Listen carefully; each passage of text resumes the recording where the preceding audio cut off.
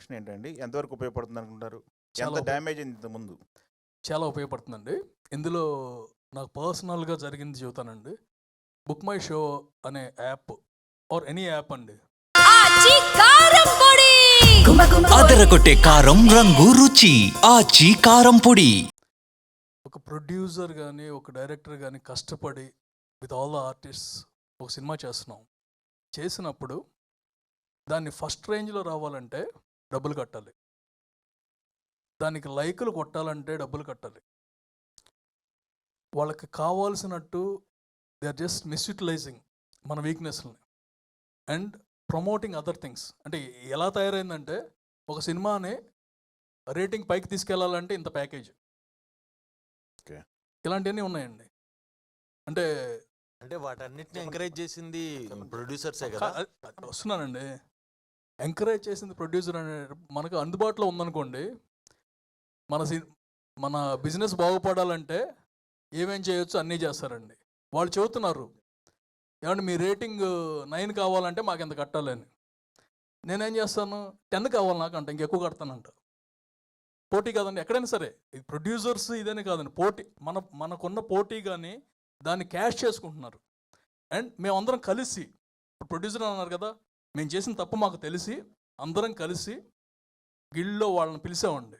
పిలిచి ఒక రిక్వెస్ట్గా అడిగాం, అవి తీసేయండి, దానివల్ల ఇంపాక్ట్ పడుతుంది, ఒకళ్ళ మీద ఒకళ్ళు ఇచ్చేసుకుంటున్నారు, అందరు డబ్బులు నాశనం చేసుకుంటున్నారని. ఎందుకంటే రియల్ రేటింగ్స్ కాదు, రియల్ అంటే ఇట్స్ ఆర్గానిక్ వే అంటే కాదు, మేము చెయ్యమన్నారు. దాని రియాక్షనే అంతవరకు లేని ఆలోచన మాకు కలిగింది. అంటే మా విశ్వాళ్ళ టీం అందరూ కూడా వాట్ దే డిడ్ ఇస్, ఇది కాదు, ఎవరెవరు ఉన్నారు దీన్ని ఆపటానికి. అండ్ మన మెగాస్టార్ గారి సినిమాకి వి స్టార్టెడ్. రేపు మన సినిమాతో కూడా ఇది ఉంటుంది.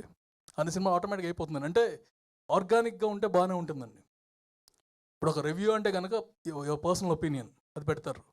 బట్ అక్కడ ఏమవుతుంది, ఒక ప్యాకేజ్ ఇచ్చేసి దీన్ని ఇంత పెంచుదాం అంత పెంచుదాం, దోస్ ఆర్ ఆల్ అనెథికల్ అనలేం, కానీ వాళ్ళకి అది బిజినెస్. మన బిజినెస్ మీద ఇంపాక్ట్ అవుతుంది కాబట్టి మేము తెచ్చుకున్నామండి.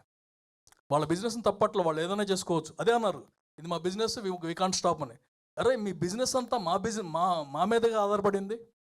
When your business is hurting my business, I want to protect my self and the court order is that only. Okay అండి, ఫేక్ ఇది మంచి పరిణామమే. ఇంకొకటి ఉంది, పోస్టల్ రిలీజ్ అనేది ఎంతవరకు కరెక్ట్? ప్రొడ్యూసర్లు పోస్టల్ రిలీజ్లు బయటికి కలెక్షన్స్ చెప్పడం, ఇది ఒక డిబేటబుల్ పాయింట్ కదా. దీని మీద ఏమైనా డెసిషన్ తీసుకుంటారా?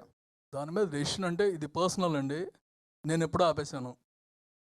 ఓకే. సో ఎవరి కాళ్ళు ఆపేస్తారు. అంటే ఒక ప్రెషర్ ఉండేది, దాన్ని పబ్లిసిటీ స్టంట్ కింద తీసుకునేవాళ్ళం. ఇది మా సినిమా ఇంత కలెక్ట్ చేసింది అంటే గ్రాస్కి షేర్కి తేడా తెలియని వాళ్ళు చాలామంది ఉన్నారండి ప్రపంచం అంతా. ఉదాహరణకి దూకుడు అనే సినిమా 100 crores గ్రాస్ అని పెట్టాను ఫస్ట్ అని.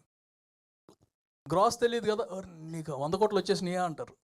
100 కోట్లు గ్రాస్ అంటే మనకు వచ్చేది 40. అది తెలియదు ఎవరికి. బట్ ఆ నెంబర్ చూసేసరికి అట్రాక్ట్ అవుతారు కదా. It's a promotional strategy, but somewhere it got misfired. And మా బ్రదర్స్ అందరినీ తీసుకెళ్ళిపోయారు కదా మమ్మల్ని అందరినీ. అప్పటి నుంచి నో పోస్టర్స్ ఆటోమేటిక్గా అయిపోయింది. అనిల్ గారు ఇది ఎంఆర్పి ధరలకి టికెట్లు అంటున్నారు కదా. ఆచి కారం పొడి అదరగొట్టే కారం రంగు రుచి ఆచి కారం పొడి.